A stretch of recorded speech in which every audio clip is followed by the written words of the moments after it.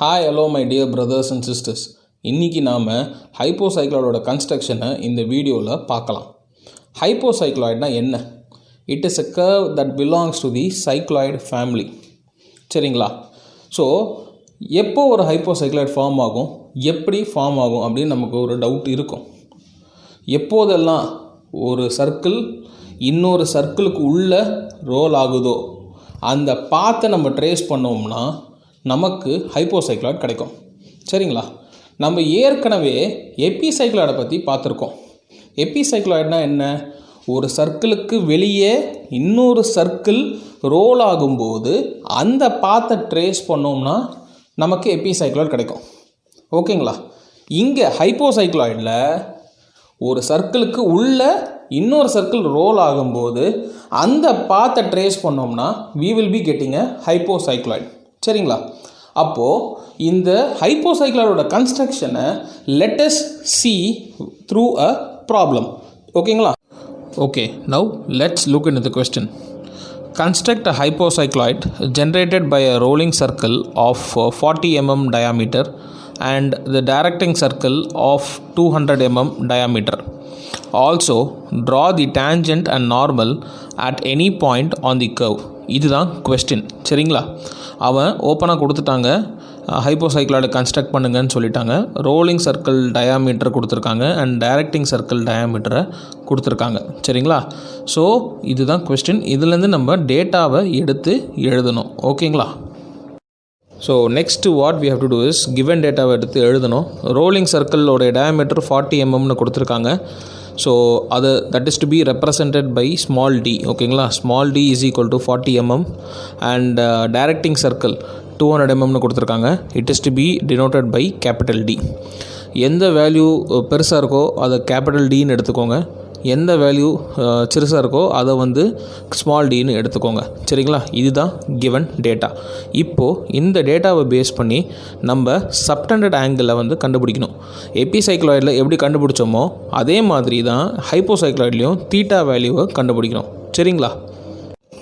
So next we need to find out the subtended angle உடைய value, that is theta. The formula is theta is equal to small d by capital D into 360 degrees. Substituting the corresponding values of small d and capital D, we will be getting theta is equal to 72 degrees. Okay, this is very very important and we need to write this in the examination.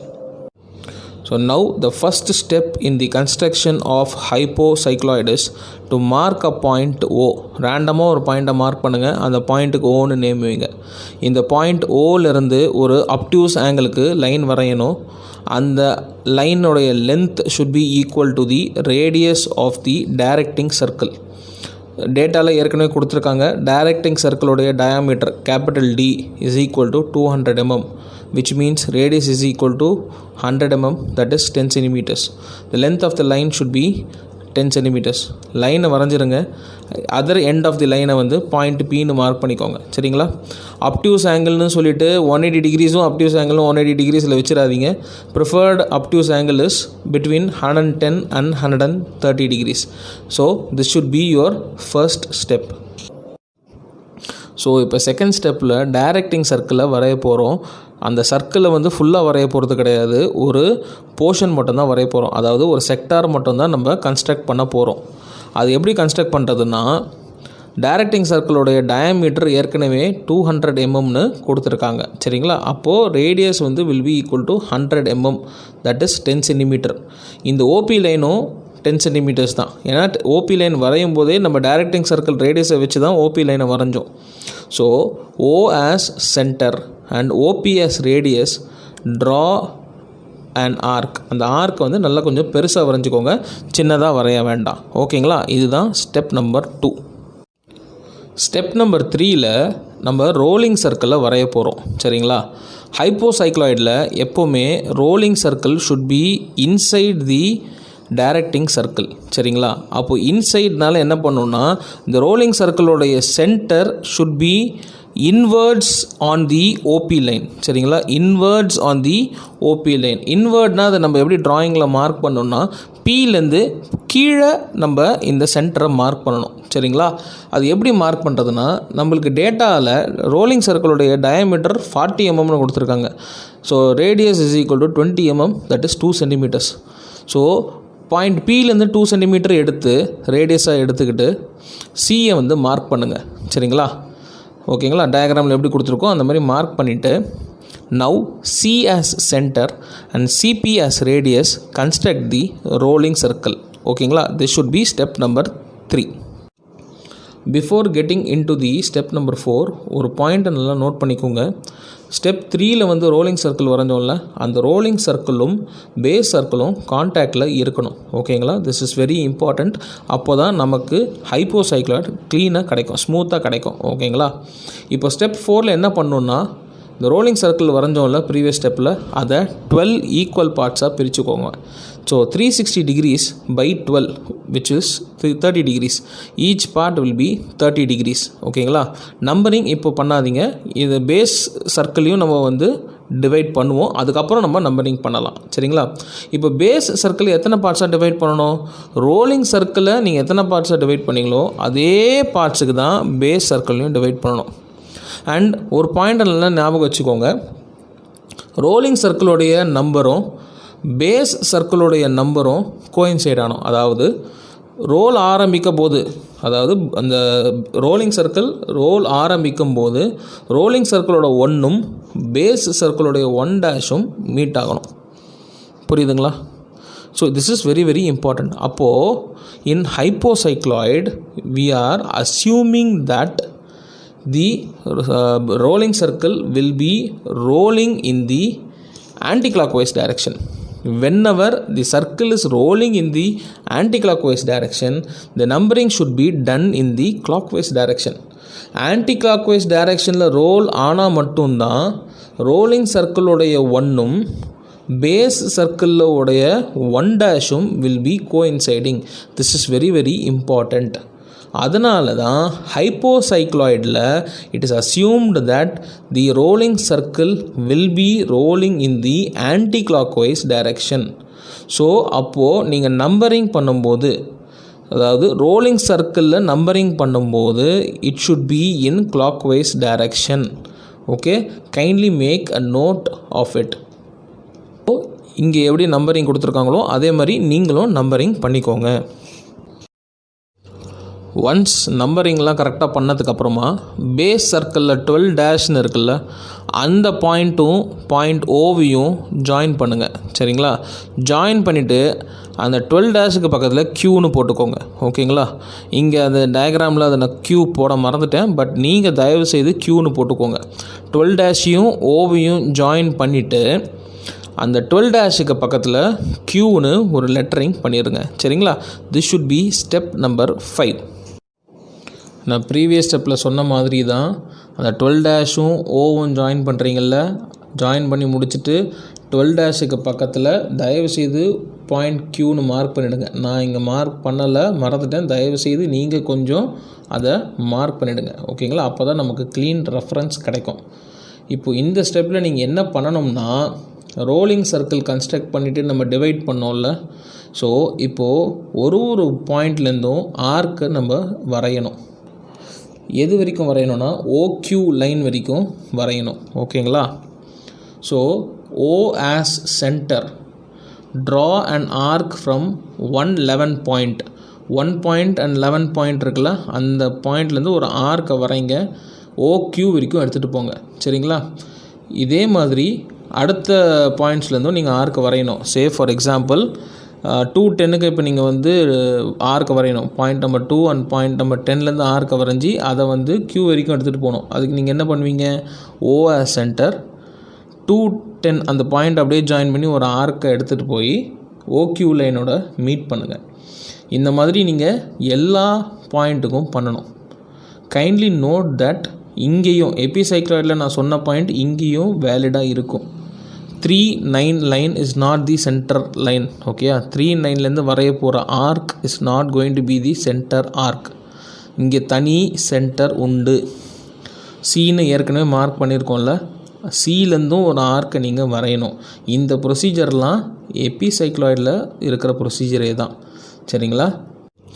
So next ஸ்டெப்பில் என்ன பண்ணணுன்னா, base சர்க்கிளில் நம்ம numbering பண்ணியிருப்போம்ல 1 dash 2 dash 3 டேஷ்னு. சரிங்களா? இப்போது அந்த point எல்லாத்தையும் ஓவோட join பண்ணணும். ஒரு பாயிண்ட்லேருந்து லைனை வரைங்க, அதை ஓவில் எடுத்துகிட்டு போய் மீட் பண்ணுங்கள். சரிங்களா? இந்த லைன்ஸ் எல்லாமே லைட்டாக தான் இருக்கணும். ஓகே. ஸோ இந்த 1 டேஷ்லேருந்து லைன் வரைகிறீங்களே, அது கண்டிப்பாக சென்டர் ஆர்க் சிலேருந்து வரையக்கூடிய ஆர்க்கில் போய் இன்டர்செக்ட் ஆகும். அந்த பாயிண்ட்டை C1ன்னு மார்க் பண்ணுங்கள், C2ன்னு மார்க் பண்ணுங்கள், C3ன்னு மார்க் பண்ணுங்கள், C12 வரைக்கும் மார்க் பண்ணிவிட்டு போங்க. இப்போ அடுத்தது நம்ம என்ன பண்ணணும்னா, ஹைப்போசைக்ளாய்டு வரைகிறதுக்கான ஆர்க்கை கன்ஸ்ட்ரக்ட் பண்ணணும். ஸோ இந்த இப்போ கன்ஸ்ட்ரக்ட் பண்ணக்கூடிய ஆர்க்குக்கான ரேடியஸ் என்னது? ரோலிங் சர்க்கிளுடைய ரேடியஸ். ரோலிங் சர்க்கிள் ரேடியஸ் எவ்வளோ? 2 சென்டிமீட்டர்ஸ். இதை மாற்றவே கூடாது. எத்தனை ஆர்க்கு வரைந்தாலும் நம்ம ரேடியஸ் அதே ரேடியஸ் தான். ஓகே. ஸோ சென்டர் மட்டும்தான் மாறும். ஃபார் எக்ஸாம்பிள் C1 சென்டராக எடுத்துக்கோங்க. சரிங்களா? ரேடியஸ் ரோலிங் சர்க்கிள் ரேடியஸ் தான். C1 as center, cut an arc on the 111 arc. First arc எங்கே இருக்கணும்? 111 ஆர்க்கில் இருக்கணும். And again same radius. C2 இப்போ சென்டராக இருக்கும். சரிங்களா? C2 சென்டராக எடுத்துக்கிட்டு 210 ஆர்க்கில் செகண்ட் ஆர்க்கை கட் பண்ணுங்கள். இதே மாதிரி நீங்கள் கட் பண்ணிக்கிட்டே போங்க. கரெக்டாக 12 ஆர்க் உங்களுக்கு கிடைக்கும். சரிங்களா? 12 ஆர்க்கையும் நேமிங் பண்ணுங்கள். 111 ஆர்க்கில் இருக்கக்கூடிய ஸ்மால் ஆர்க்குக்கு பேர் வந்து P1, 210 இருக்கிற ஆர்க்குக்கு பேர் வந்து P2, இந்த மாதிரி P3, P4, P5, P6ன்னு கரெக்டாக P12 வரைக்கும் போய் மார்க் பண்ணுங்கள். This is very very important.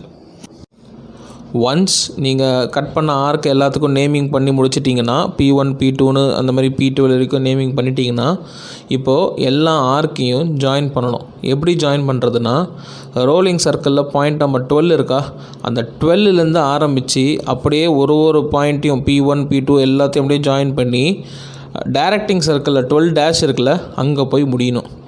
Rolling சர்க்கிளோட 12 ஆரம்பித்து அப்படியே பேஸ் சர்க்கிளோடைய 12 டேஷில் போயிட்டு முடிக்கணும். ஓகேங்களா? ஃபஸ்ட்டு எல்லாத்தையும் லைட்டாக வரைங்க, அதுக்கப்புறமா ஃபைனலாக டார்க் பண்ணிக்கலாம். எடுத்தோடனே டார்க் பண்ணாதீங்க, தப்பாக தான் வரும். ஃபைனலாக நம்ம டார்க் பண்ணிக்கலாம். இனிஷியலாக நம்ம லைட்டாக தான் இருக்கணும். ஓகேங்களா? ஒன்ஸ் கர்வோட அவுட்லைன் கிடச்சதுக்கப்புறமா நீங்கள் டார்க் பண்ணுங்கள். ஓகேங்களா? So this is the hypocycloid curve. Right? It will be exact உல்டா ஆஃப் எபிசைக்ளாய்டு. எபிசைக்ளாய்டுக்கு இந்த கர்வ் அப்படியே மேலே வந்திருக்கும். ஹைப்போசைக்ளாய்டில் அப்படியே இது எக்ஸாக்ட் ஆப்போசிட் கீழே வரும். ஓகேங்களா? ஸோ இதுதான் வெரி வெரி இம்பார்ட்டண்ட்.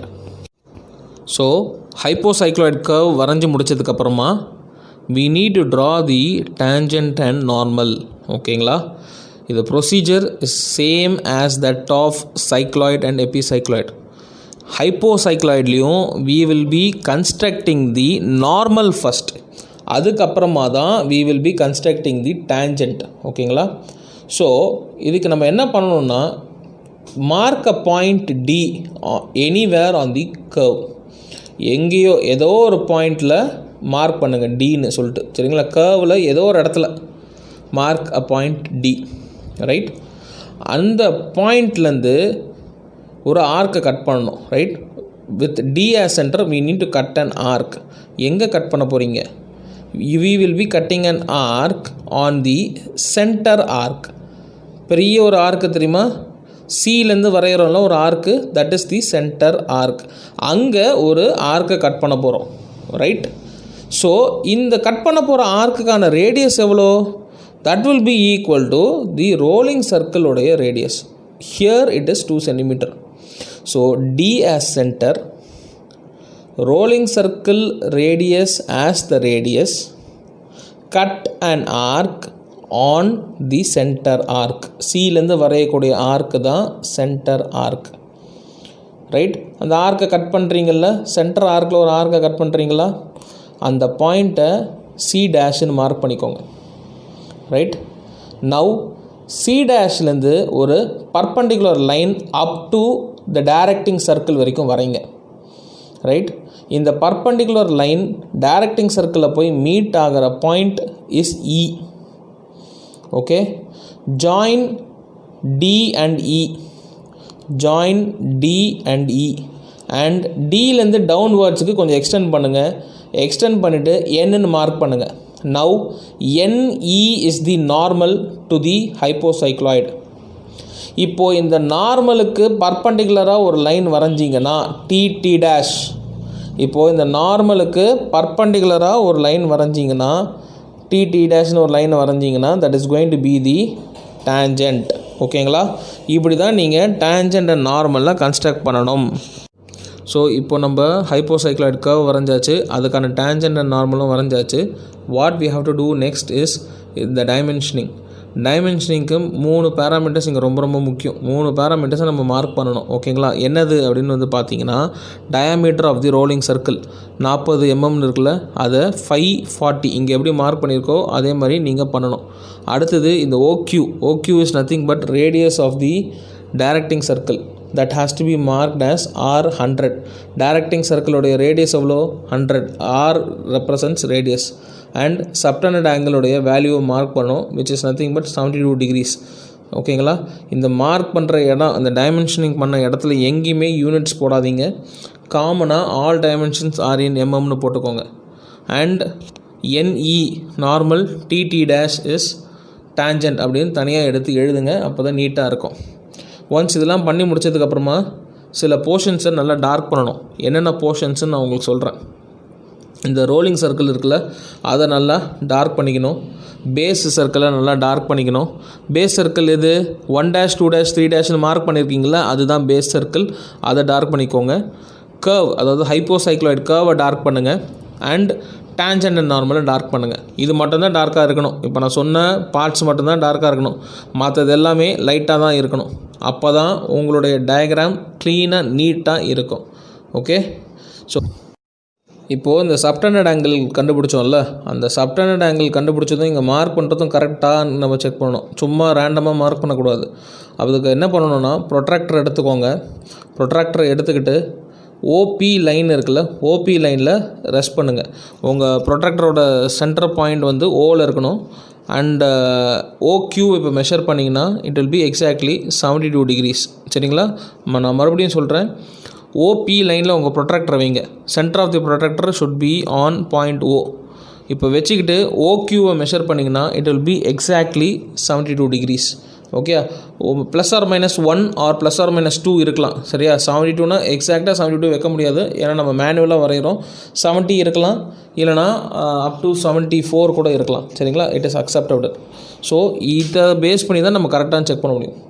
நம்ம அரைவ் பண்ண டேட்டா ஃபஸ்ட்டு தீட்டா கண்டுபிடிச்சோம்ல, அதுவும் இந்த ஆங்கிளும் கரெக்டாக இருக்கான்னு நம்ம செக் பண்ணிக்கிறது is always better. Okay, so this is all about ஹைப்போசைக்ளாய்டு.